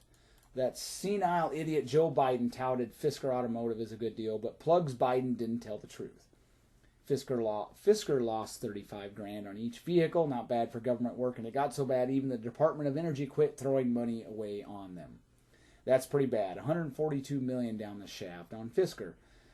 More than 51 billion in unused loan guarantee authority and 4.4 billion in unused credit subsidies to cover the government's long-term cost of the loan remain available under DOE's loan guarantee program, the 1703 program, and the ATVM loan program. Neither program has an expiration date, and the DOE has not closed a loan under either program since September 2011, the report said. So these funds could be quietly allocated prior to Hussein leaving office. I think Congress should take action to freeze that, end it, and return the money to folks who actually pay taxes. Keep in mind the money is still there waiting to be used, and the ATVM program has done nothing but soak taxpayers. It is an unmitigated failure. What's more, I remember old Fart Rants trying to cover up for Hussein Obama's Solandra failure while mentioning other government projects that wasted money. He thought he was helping his case, but he wasn't. He's not too bright. The Department of Energy slush fund includes a lot of taxpayer dollars for nuclear power, too. I like nuclear power, but why are we subsidizing it? If it's such a good deal, then angel investors will flock to it. The private sector will throw their money at it. Much of this is not a good deal, which is why Washington bilks taxpayers. They aren't good at allocating taxpayer funds for the next big thing. I can reference the federal obsession with ethanol and clean coal as two other examples. It's a slush fund, and it should be ended. I'm worried these funds will find their way into some crony capitalist pockets. In the waning days of the Hussein administration, the ATVM program has cost taxpayers at least $11.7 billion so far. Number 70. National Science Foundation waste. The federal government is spending nearly $1 million to create an online database that will track misinformation and hate speech on Twitter. The Truthy database, created by researchers at Indiana University, is designed to detect political smears, astroturfing, misinformation, and other social pollution. The university has received over $919,000 so far for the project. Is Hussein going to send some lackeys in brown shirts or brown teeth over to my house if I do too many videos on guns and the Second Amendment? I'm thinking he needs to worry more about all the children he's burying under debt. Barry, let me tell you something, boy. When you balance the budget, then I might give you permission to tell me what I can say online or what anyone else can say. Capiche? They're going to create a troll-oriented web service open to folks who have subpar hygiene, spend 24 hours a day online, so they can keep an eye on folks who speak too often about that dang Constitution. If one caterwauls too much about Obama murdering and targeting American citizens with drones, you might end up being labeled as a subversive propagandist. If you mention that you don't approve of the homosexual lifestyle or point out HIV infection rates for certain lifestyles, ding, ding, ding, you're guilty of hate speech. And they have the audacity to state that this will assist in the preservation of open debate. Ministry of Truth, anyone? It won't be an open debate. It's going to be mostly progressives with gobs of free time reporting folks for hate when they disagree with them. It reminds me of those form letters progressive outlets allow folks to sign and send to Congress. They'll be sitting in front of the computer all day reporting folks. A complete waste of money, but I'd wager the Castro regime does much the same thing in Cuba.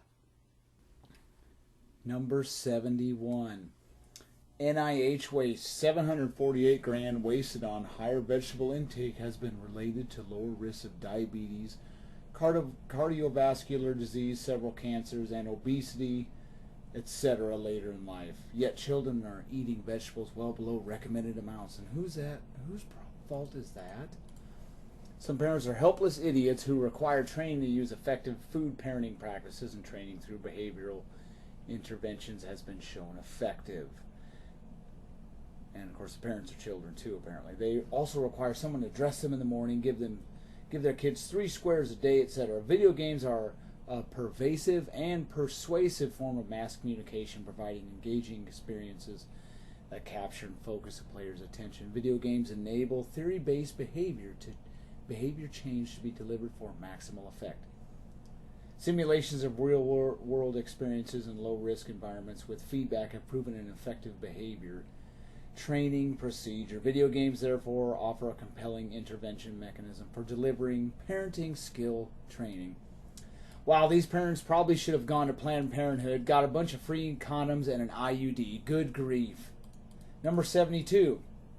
NIH waste. 194 grand thrown out the window on why male sex workers in Peru are passing around HIV like a bong at a frat party. It's called personal responsibility, and if you're a sex worker, which would make me question your intelligence and sanity in the first place, if you're a sex worker and you perform your duties, sans condom, you will probably get what you deserve. Peru's economy is not exactly the gold standard, which is why there's so many sex workers, although many of them may have made poor decisions in their youth. We should probably send a few dozen billion in economic stimulus funds to Peru so it can be wasted, and we can do that again in a few years. Number 73. You remember the NIH spent a bundle of money trying to help long-haul truckers get healthy. Now they're assisting cab drivers who are all children and their employers are all children. They cannot make their own health decisions. The NIH spent 388 grand helping taxi drivers get healthy. Go home and work out for 30 minutes, break a good sweat, burn some calories, go to your family physician and get personalized health guidelines because everyone is different. Quit drinking beer.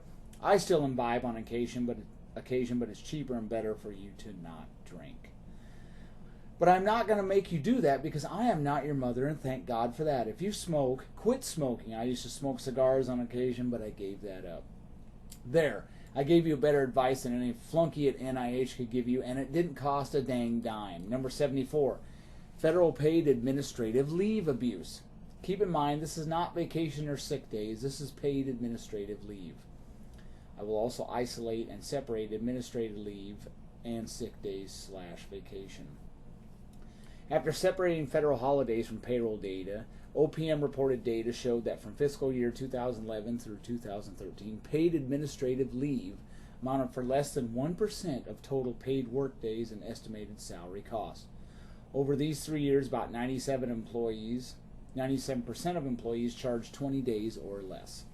For the same time period, 263 employees charged between 1 and 3 years of paid administrative leave with an estimated salary cost of $31 million. Agency officials state the most common reason for which selected employees charged amounts relatively higher than the agency average was for personal matters, such as investigations into alleged misconduct. Okay, so administrative leave is a small portion of payroll data, but it's still worth looking at.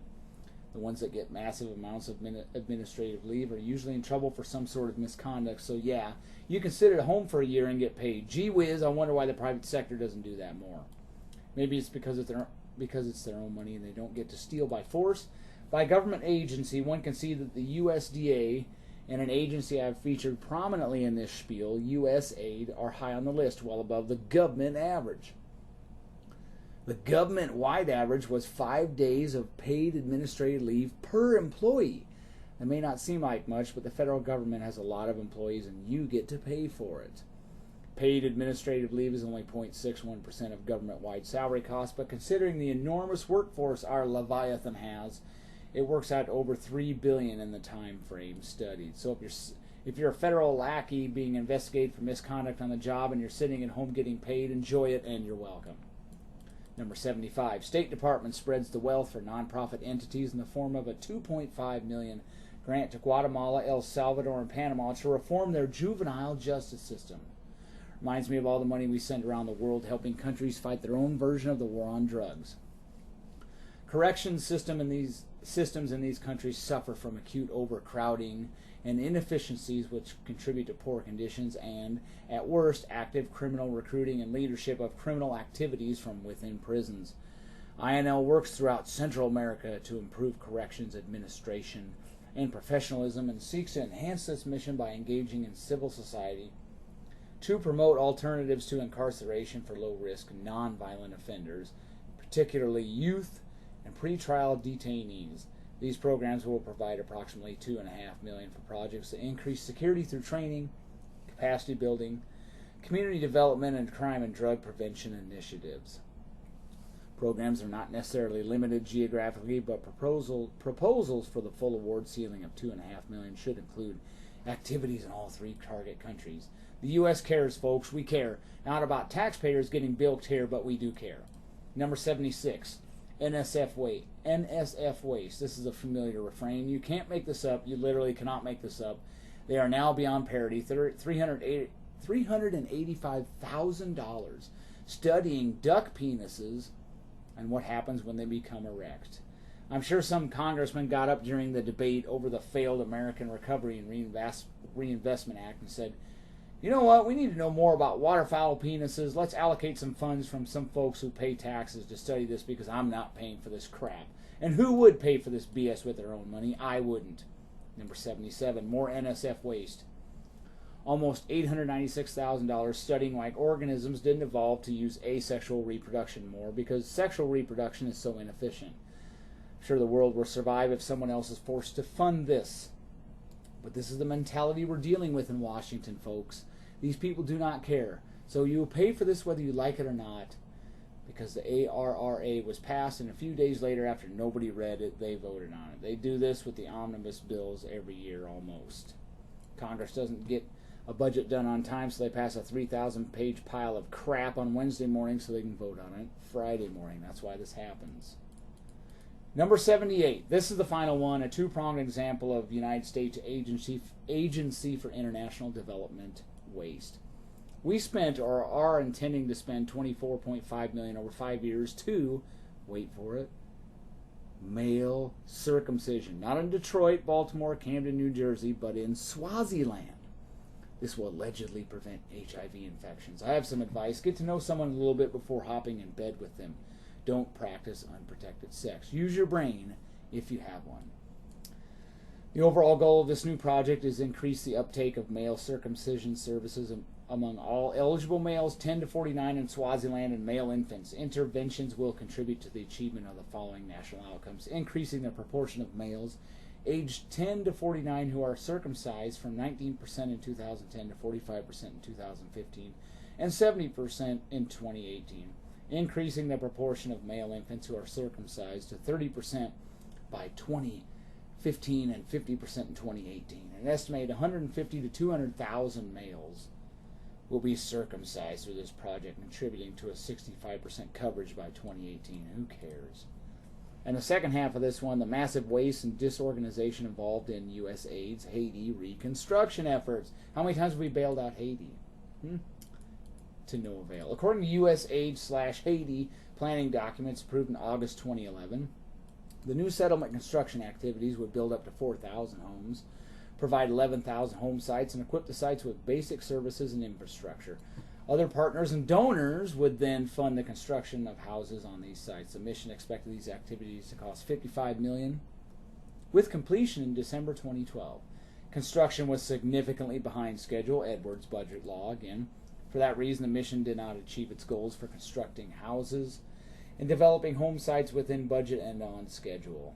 As of completion of audit fieldwork in August 2013, the mission had substantially completed construction of only 816 of the planned 4,000 houses, 21% of the goal. The mission completed engineering and design services for approximately 2,300 home sites and was evaluating proposals for site development work, but had not provided basic services and infrastructure to any of the planned 11,000 home sites. So far, so good. Construction is woefully behind schedule, and new settlement funding increased a whopping 81.5% from $55 million to $90 million. So they're right on schedule, but that's not all. There's more mismanagement and more waste. As of March 31st, 2013, the USAID had obligated $293 million, 45%, and dispersed $204 million, 31%, of $651 million in funding for Haiti from the Supplemental Appropriations Act of 2010. USAID has allocated $170.3 million to construct a power plant in port to support the newly developed Caracol Industrial Park, with mixed results. According to USAID documents and external studies, the sustainability of the CIP power plant and port are interdependent. Each must be completed and remain viable for the others to succeed. USAID completed the power plant's first phase with less funding than allocated and in time to supply power to the first CIP tenant. Port construction will not begin till at least 2 years later than originally planned, due in part to a lack of U.S. aid expertise in port planning in Haiti. And what foreign investors are going to send their money to Haiti? Unless we might guarantee their loans.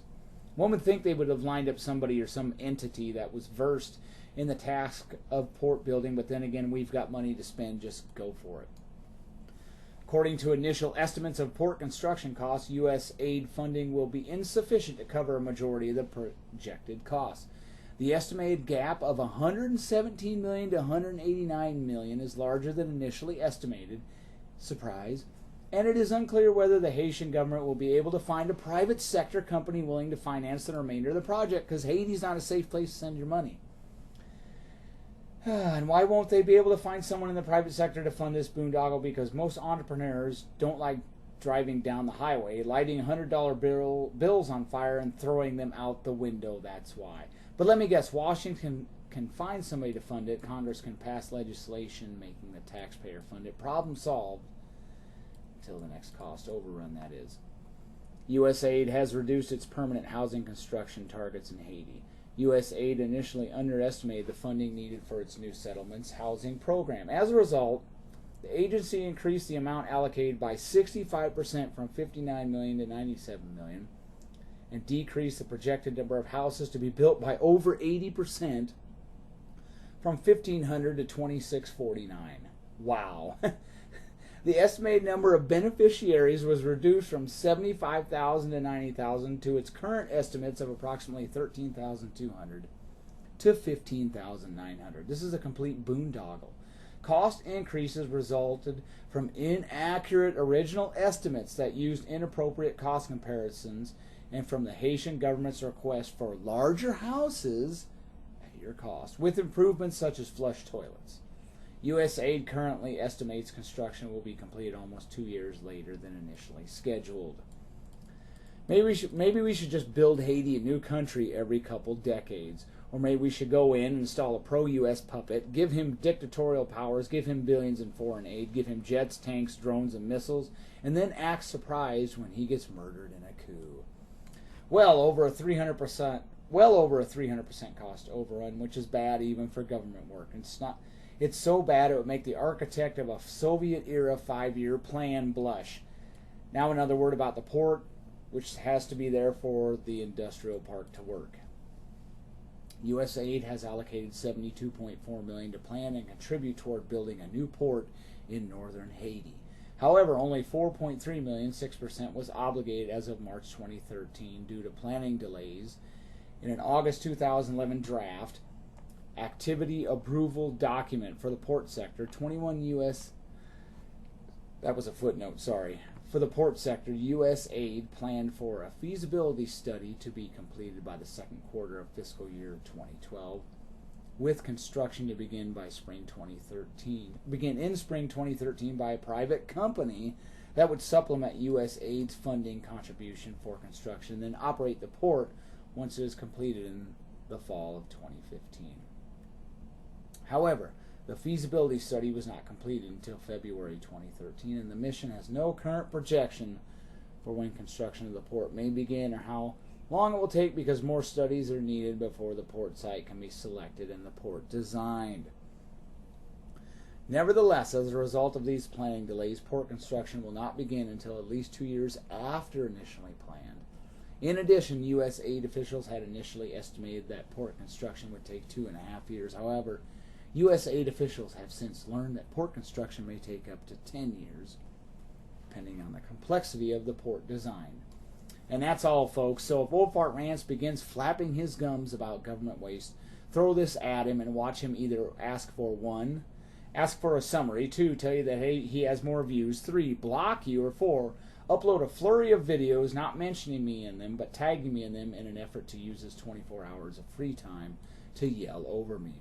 This is just the tip of the iceberg. I could have compiled a lot more in tedious detail, as I always do. I came up with a conservative estimate from all these examples. Our government waste amounted to $34,133,623,688. So take your crying about the Benghazi investigation and put it somewhere, old man.